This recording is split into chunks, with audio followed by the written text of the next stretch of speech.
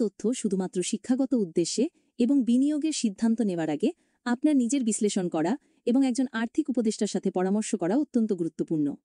নমস্কার সবাইকে। আজ সেন্সেক্সের বর্তমান মূল্য অর্থাৎ অক্টোবর 29, 2025-এর ক্লোজ হয়েছে প্রায় 84,997.13-র কাছাকাছি।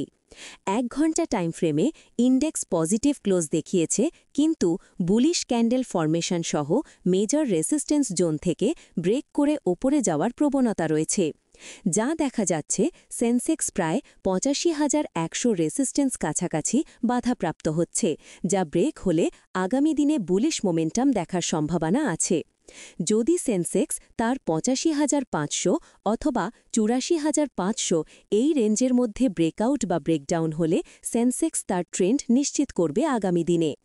বর্তমানে ওপেন ইন্টারেস্ট এবং অপশন চেন ডেটা অনুসারে 1 ঘন্টা টাইম ফ্রেমে 84,500 থেকে 84,550 লেভেলটি একটি অত্যন্ত শক্তিশালী সাপোর্ট জোন হিসেবে কাজ করছে।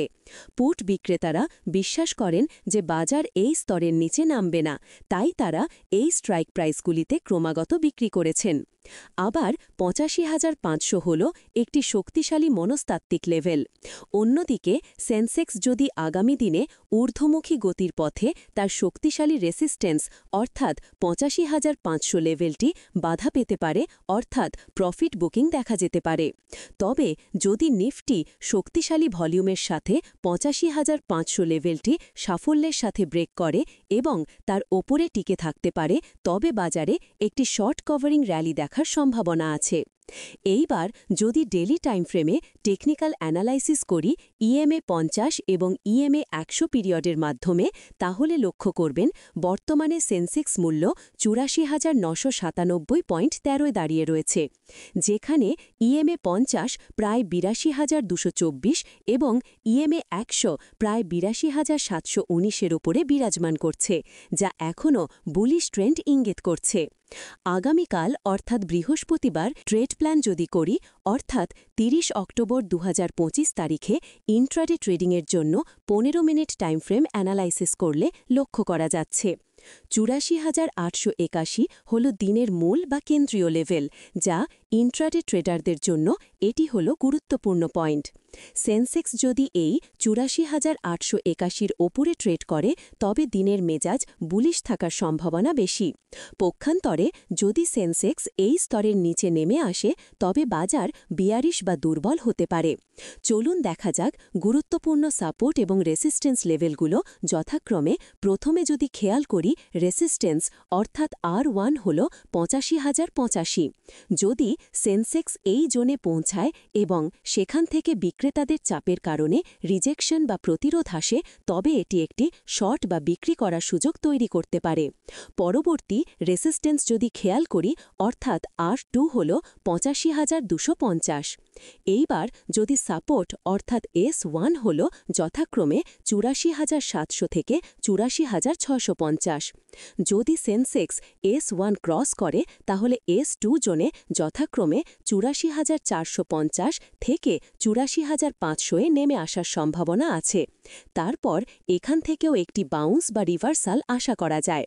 তবে যদি কোনো কারণে 84,450-এর লেভেলটি ভেঙে যায়, তবে বাজারে ডাউন ট্রেন্ড শুরু হওয়ার বা দুর্বলতা বৃদ্ধির ইঙ্গিত দেবে। আবার 5 মিনিট টাইম ফ্রেম অনুযায়ী যদি ইন্ট্রাডে ট্রেডিংয়ের পরিকল্পনা করি, তাহলে লক্ষ্য করতে পারছি 84,957 হল দিনের মূল বা কেন্দ্রীয় লেভেল। সেন্সেক্স যদি এই 84,957 পিভট লেভেল ওপরে খোলে ধরে রাখতে সফল হয়, তবে লং পজিশন যাওয়ার সম্ভাবনা রয়েছে।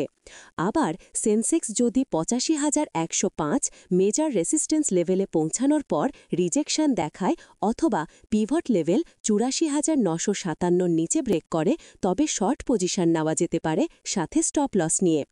যদি সেন্সেক্স 85,100-র ওপরে ব্রেক করে, তাহলে সেন্সেক্সটিতে বুলিশ মোমেন্টাম দেখা যাবে। আগামীকাল ইন্ট্রাডে ট্রেডারদের সেন্সেক্স ব্রেকআউটের জন্য 85,105 এবং ব্রেকডাউনের জন্য 84,800 লেভেলের ওপর বিশেষ নজর রাখা উচিত।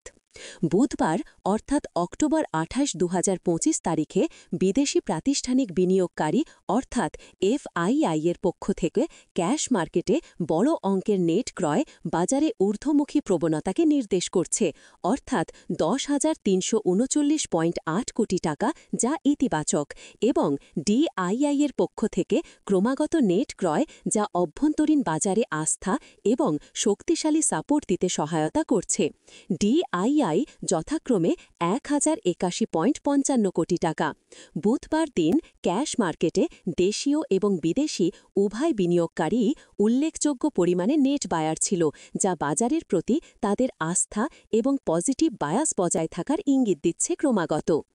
যদি বৈদেশিক বাজার লক্ষ্য করি, আজ ফেডারেল রিজার্ভের সুদের হার সংক্রান্ত ঘোষণা লক্ষ্য করা যাবে, যেখানে বাজারে 25 বেসিস পয়েন্ট রেট কাট প্রায় নিশ্চিত বলে মনে করা হচ্ছে।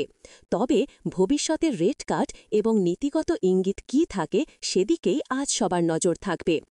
একই সঙ্গে মার্কিন স্টক মার্কেট, বিশেষ করে প্রযুক্তি নির্ভর ন্যাসডাক এবং বিস্তৃত সূচক S&P 500 উভয় টানা তৃতীয় দিনের মতো সর্বকালীন রেকর্ড উচ্চতায় বন্ধ হয়েছে।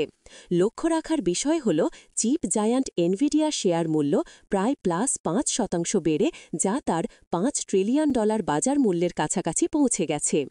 আবার MCX-এ গোল্ড ফিউচার্স প্রতি 10 গ্রামে প্রায় 1,20,690 টাকা থেকে 1,21,143 টাকার আশেপাশে লেনদেন হচ্ছে। তবে আগামী 1 বছরের মধ্যে MCX গোল্ডের দাম 1.30 লক্ষ টাকা প্রতি 10 গ্রাম পর্যন্ত পৌঁছানোর সম্ভাবনা আছে।